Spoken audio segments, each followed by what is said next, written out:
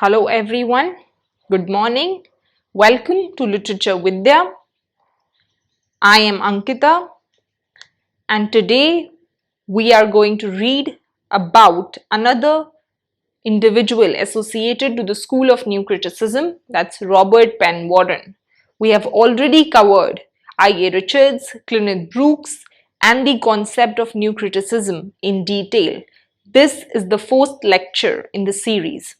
So let's begin with Robert Penn Warren. Robert Penn Warren was born on April 24, 1905 and died in September 15, 1989. Okay? And he was an American poet, novelist, literary critic, and one of the founders of New Criticism. Okay, he has written a lot of works in collaboration with Clement Brooks. While we were doing Clement Brooks, we had read all of that. He has written The Understanding Poetry, The Understanding Fiction, और ये सब book उसने Clement Brooks के साथ लिखी है, right? So if you have not watched the lecture on Clement Brooks, please go back and watch that first. Then he founded the Southern Review, okay? He has founded the Southern Review with Clement Brooks in 1935. Now you need to tell me in the Southern Review किन किन की book publish की गई थी. We have told you this while we were teaching you Clement Brooks. So write in the comment section that Southern Review में किन किन की books को publish किया गया था. Okay. Then he won Pulitzer Prize for novel. That is All the King's Men, right? उसने Pulitzer prize win किया है नॉवल के लिए और उसने पुलिट्जर प्राइज विन किया है पोएट्री के लिए. So he is the only person जिसने दोनों फिक्शन और पोएट्री के लिए पुलिट्जर प्राइज विन किया है. So if you are asked who is an individual who won Pulitzer prize for both poetry and fiction, so that's Robert Penn Warren. Which novel did he win Pulitzer Prize for? So that's All the King's Men. Okay, उसने Pulitzer Prize win किया है for the book All the Kings, right? All the Kings, right? अब All the Kings जो book है उसका जो main character है उसका नाम है Willie Stark. The main character of All the King's Men जो है वो है Willie Stark, right? और ये जो नेम है ऑल द किंग्स, राइट? ये जो नेम है ऑल द किंग्स, राइट? ये कहां से लिया गया है? It's taken from a nursery rhyme Humpty Dumpty. Okay, all the Kings जो है it is taken from a nursery rhyme Humpty Dumpty. Okay, और ये जो नॉवल है बेसिकली ये इवॉल्व हुई है एक वर्स प्ले से. It is the novel has been evolved out of a verse play जिसका टाइटल था प्राउड फ्लैश. ठीक है, और प्राउड फ्लैश जो था उसमें एक कैरेक्टर था जिसका नाम था विली टैलोस. विली टैलोस, और विली टैलोस जो था उसका जो आइडिया आया था हमारे रॉबर्ट पेन वॉरेन के पास वो कहीं ना कहीं टैलिस से आया था.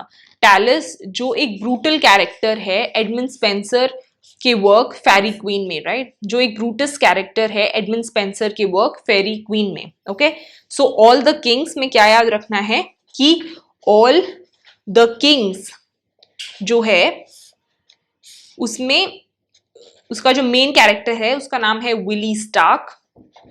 ओके, ये जो वर्क है, ये जो टाइटल है ये हमटी डम्टी से लिया गया है, right? It's taken from where? It's taken from a nursery rhyme Humpty Dumpty sat on the wall, उससे लिया गया है.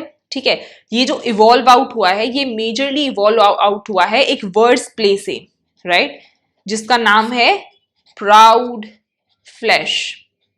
और इसकी इंस्पिरेशन कहां से आई है? प्राउड फ्लैश में एक कैरेक्टर है जिसका नाम है विली टैलोस, और ये जो विली टैलोस है इसकी इंस्पिरेशन एक कैरेक्टर है टैलस. कहां पर?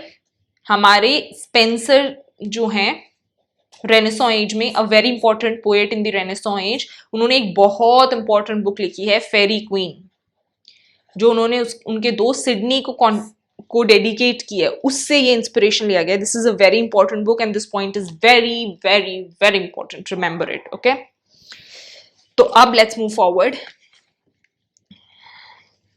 सो we have already learned that Robert Penn Warren एक ऐसे इंडिविजुअल थे जिनको पुलित्जर प्राइज मिला था फिक्शन और पोइट्री दोनों के लिए, and he was the only person to receive that. Okay, then he was associated with a group called Fugitives. Fugitives के बारे में हम बहुत डिटेल में आपको न्यू क्रिटिसिज्म में भी पढ़ा चुके हैं और क्लिनेथ ब्रूक्स के कॉन्सेप्ट में भी पढ़ा चुके हैं, and south agrarians, right?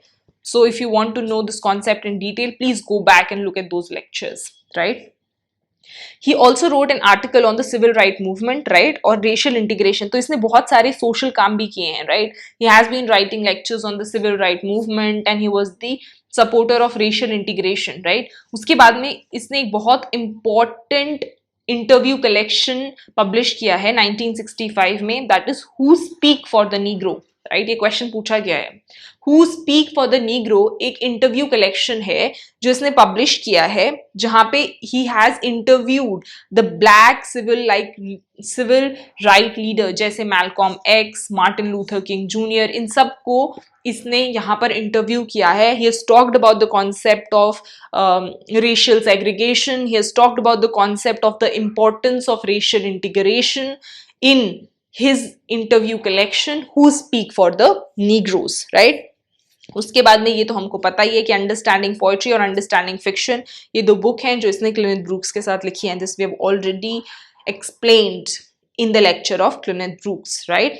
So I hope we are clear here with Robert Penn Warren. ये एक बहुत ही छोटे ऑथर हैं, मतलब he is not done something like very detailed, but इसके कुछ कॉन्सेप्ट्स हैं जो हमको याद रखने हैं. हमको रिमेंबर रखना है कि ये एक ओनली पोएट थे जिन्होंने पुलित्जर प्राइज जीता है बोथ पोइट्री और फिक्शन में. इनका जो बहुत इंपॉर्टेंट वर्क है दैट्स ऑल द मेन, जो कि हम्प्टी डम्प्टी से लिया गया है, बाद में एक वर्ड्स प्ले से लिया गया है जिसका इंस्पिरेशन फेरी क्वीन से लिया गया है. ठीक है, उन्होंने एक इंटरव्यू कलेक्शन लिखा है जहाँ पे उसने मैलकॉम एक्स और मार्टिन लूथर किंग को इंटरव्यू किया है.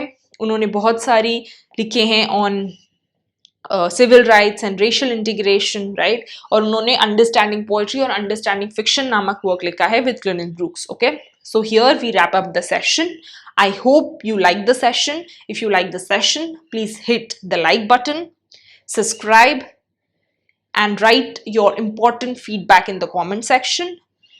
Goodbye. See you in the next class. Study hard.